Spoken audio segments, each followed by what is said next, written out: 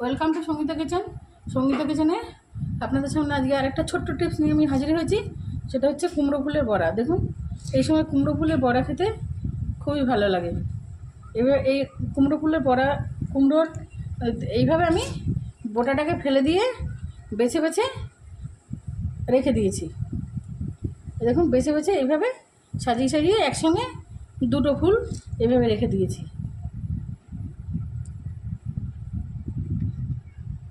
দুটো দুটো করে ফুল করে এখানে আমার 8-10টা বড়া হবে।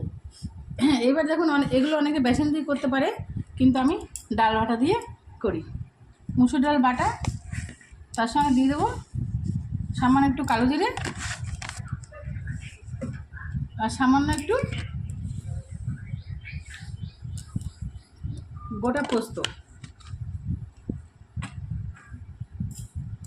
এবার এটাকে ভালো করে মেখে নেব আর দিয়ে দেবো পরিমাণ মতো ডালের মধ্যে নুন হলুদ আমি দিয়ে দেবো।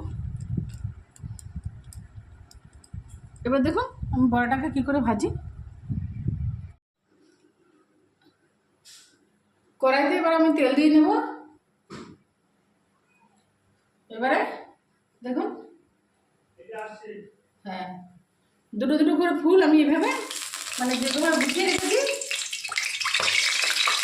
দেখুন এই হালকা করে ডালের মধ্যে চোবাবো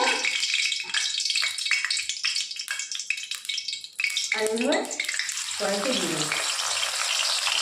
আবার দুটো করে ফুল এভাবে নেব,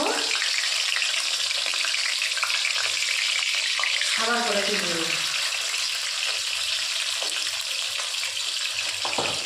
এবার একদম লাল লাল করে ভাজা হোক, তারপর আমি আপনাদের সামনে ফিরে আসছি। এক দুটো এখন লাল লাল করে ভাজা হয়ে গেল, তখন আমি এইগুলো উঠে দিলাম।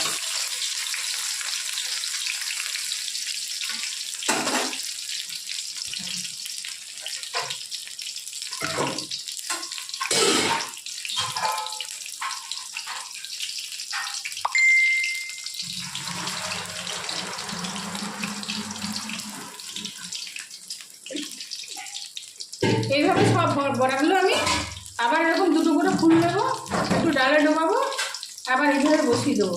এইভাবে সব বড়াগুলো ভেজে নিয়ে আমি আপনাদের সামনে ফিরে আসছি। এই দেখুন, পোস্তটা দেওয়ার জন্য দেখুন কেমন সাদা সাদা সাদা মতো ফুটেছে। আর এইভাবে গরম গরম মুচমুচে বড়া আপনারা কুমড়ো ফুলের বড়া করে খেয়ে দেখবেন, সাথে একটা শুকনো লঙ্কা ভাজা। গরম ভাতের সঙ্গে আমার তো অর্ধেক ভাত খাওয়া হয়ে যায়। ভিডিওটি যদি ভালো লেগে থাকে, ছোট্ট ছোট্ট টিপসগুলো যদি আমার ভালো লেগে থাকে, লাইক কমেন্ট শেয়ার সাবস্ক্রাইব করতে ভুলবেন না। ধন্যবাদ।